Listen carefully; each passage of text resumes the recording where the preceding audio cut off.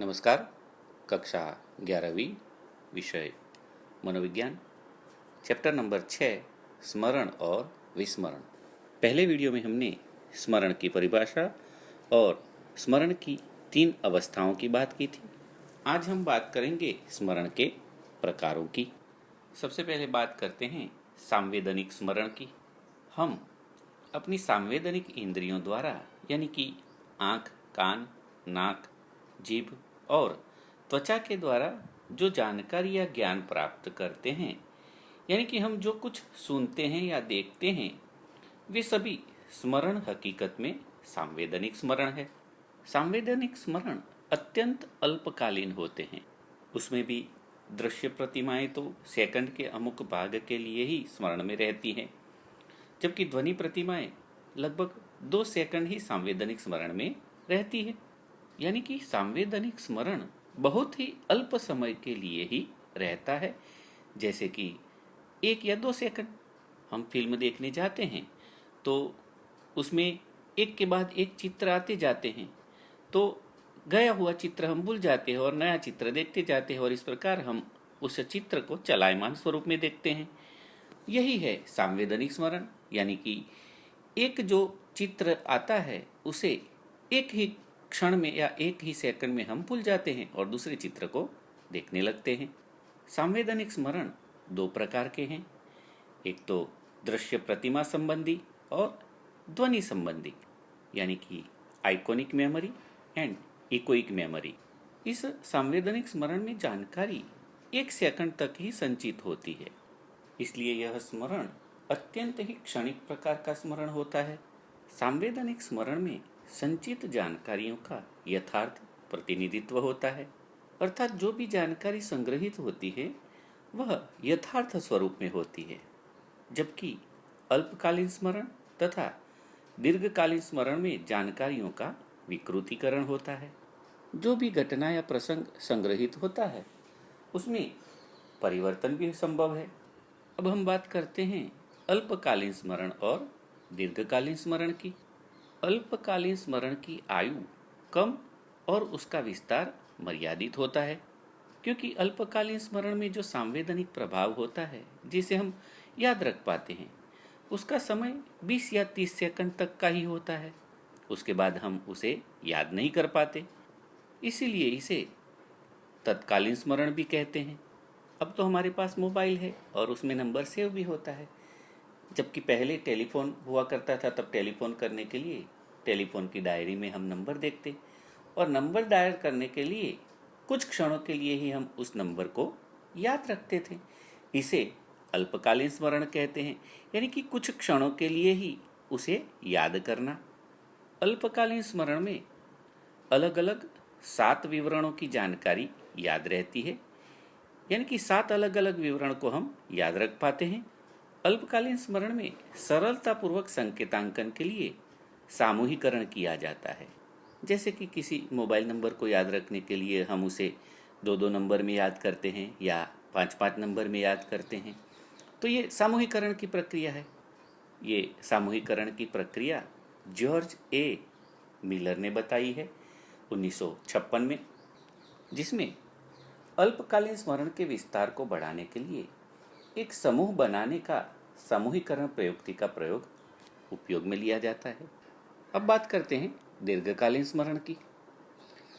दीर्घकालीन स्मरण सापेक्ष रूप से कायमी या संपूर्ण कायमी स्मरण का भंडार है, क्योंकि अल्पकालीन स्मरण में से अमुक जानकारी दीर्घकालीन स्मरण में प्रवेश करती है और लंबे समय तक संचित रहती है। दीर्घकालीन स्मरण चिरकालीन स्मरण है, उसकी संचय शक्ति बहुत बड़ी होती है।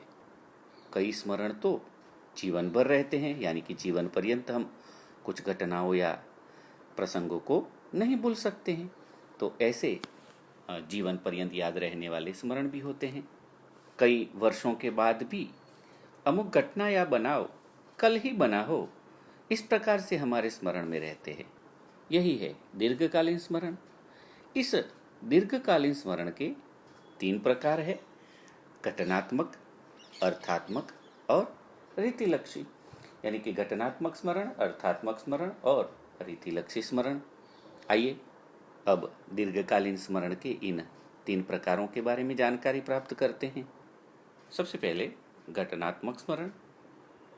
आत्मकथात्मक हकीकतों का पूर्वापर संदर्भ के साथ समाविष्ट होना उसे घटनात्मक स्मरण कहते हैं।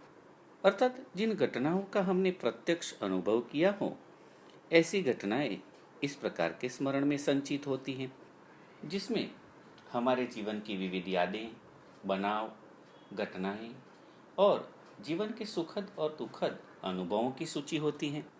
अर्थात हमारे जीवन में घटित घटनाएं जिनके हम प्रत्यक्ष अनुभव कर चुके हैं, ऐसी घटनाओं को दीर्घकाल तक याद रखने की जो व्यवस्था है उसे घटनात्मक स्मरण कहते हैं।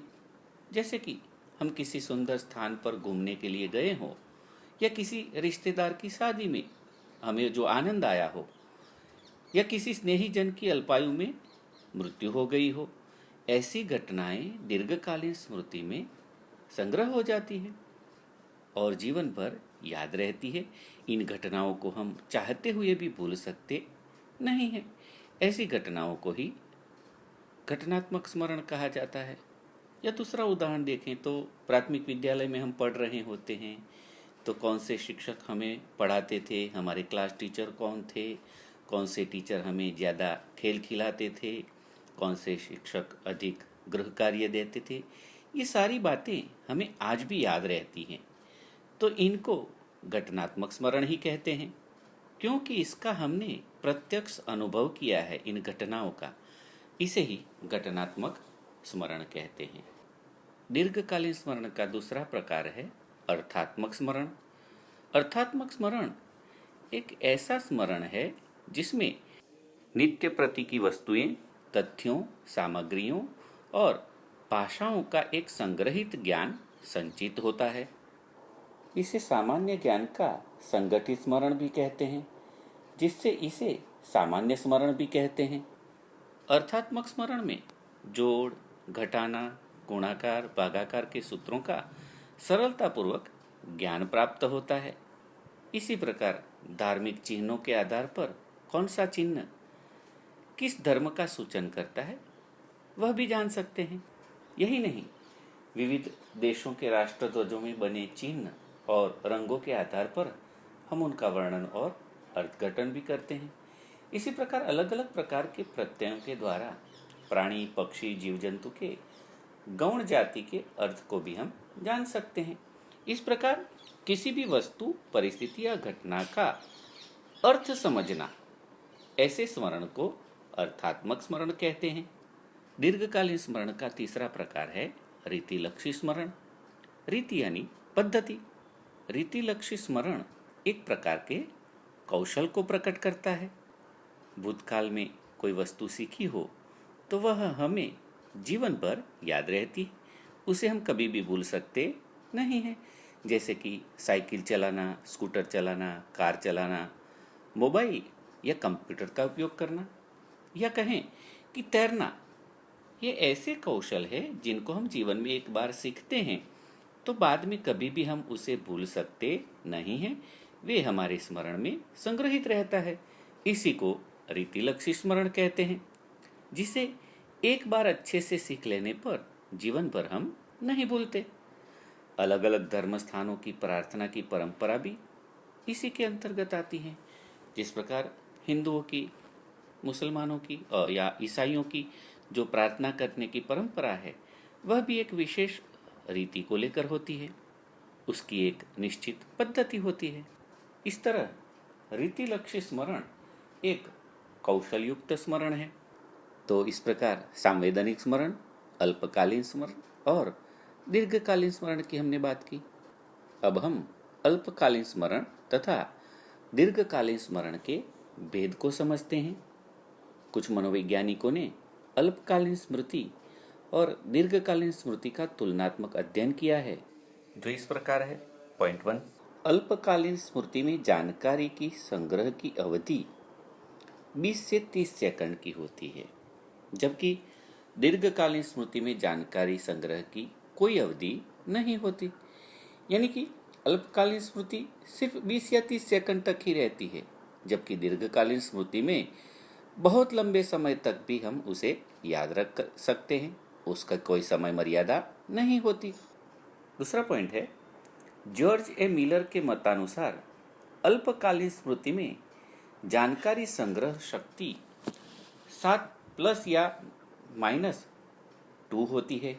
यानी कि हम अल्पकालीन स्मृति में 7 चीज़ों को या उसमें 2 कम या 2 ज़्यादा को याद रख पाते हैं, जबकि दीर्घकालीन स्मृति में जानकारी संग्रह की शक्ति अमर्यादित होती है।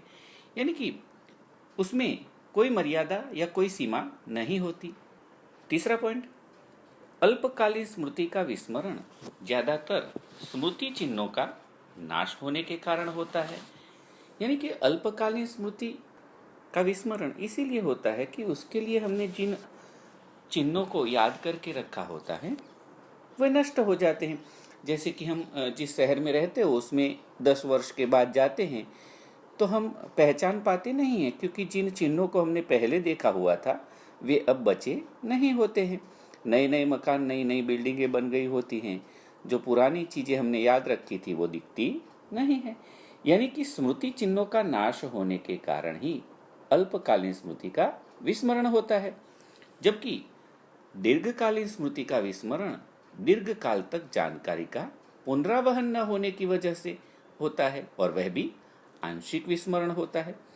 यानी कि जिन जानकारी को हमने संग्रहित किया है उसे हम कभी भी पुनरावहन ही नहीं करते, उसको फिर से पुनः प्राप्त करने का प्रयास ही नहीं करते, और इसीलिए उसका आंशिक विस्मरण होता है। यानी कि दीर्घकालीन स्मृति में संग्रहित जानकारी को हम पूरा का पूरा नहीं भूल जाते, उसका आंशिक विस्मरण होता है। चौथा पॉइंट है, अल्पकालीन स्मृति में जानकारी का पुनरावहन बहुत सरलता से और अपने आप हो जाता है। कैसे? बहुत सरलता से और अपने आप होता है, जबकि दीर्घकालीन स्मृति में जानकारी का पुनरावहन कठिन होता है, और इसीलिए इसे दीर्घकालीन स्मृति को व्यक्ति विशेष परिस्थिति में चाहते हुए भी याद कर पाता नहीं है।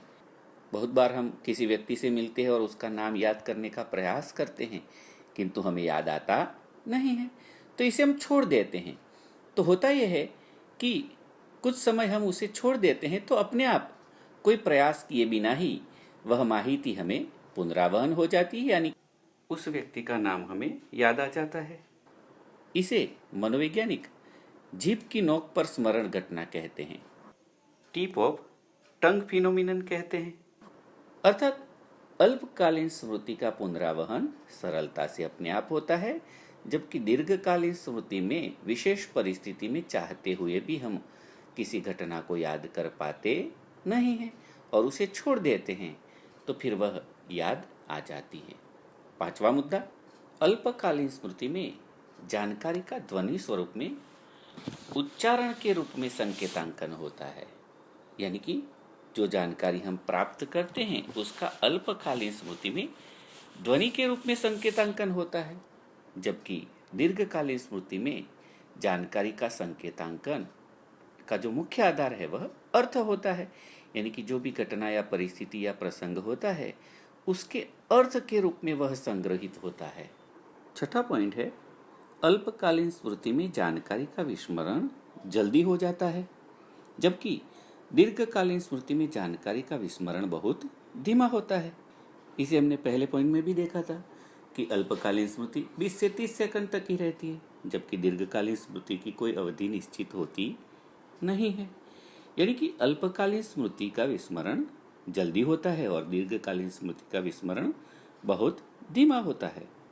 सातवां पॉइंट, अल्पकालीन स्मृति में जानकारी की पुनः प्राप्ति ज्यादातर क्षति रहित होती है। यानी कि अल्पकालीन स्मृति में जो भी जानकारी हम पुनः प्राप्त करते हैं उसमें कोई क्षति नहीं होती, जैसी कि तैसी वह याद आ जाती है, जबकि दीर्घकालीन स्मृति में जानकारी की पुनः प्राप्ति ज्यादातर क्षतियुक्त होती है, क्योंकि वह अर्थ के स्वरूप में संग्रहित होती है और उसे हम याद करते हैं या पुनः प्राप्त करते हैं तब भी उसके अर्थ के स्वरूप में याद करते हैं, इसलिए उसमें क्षति होने की संभावना बढ़ जाती है। आठवां और अंतिम पॉइंट, अगर चेता तंत्र को चोट पहुंचे तो अल्पकालीन स्मृति में स्थित जानकारी पर ज्यादा असर होता है, जबकि चेता तंत्र को चोट पहुंचने पर दीर्घकालीन स्मृति में स्थित जानकारी को बहुत ज्यादा असर होता नहीं है। तो ये हुई अल्पकालीन और दीर्घकालीन स्मरण के भेद की बात। आज इतना ही। नमस्कार। सबका मंगल हो।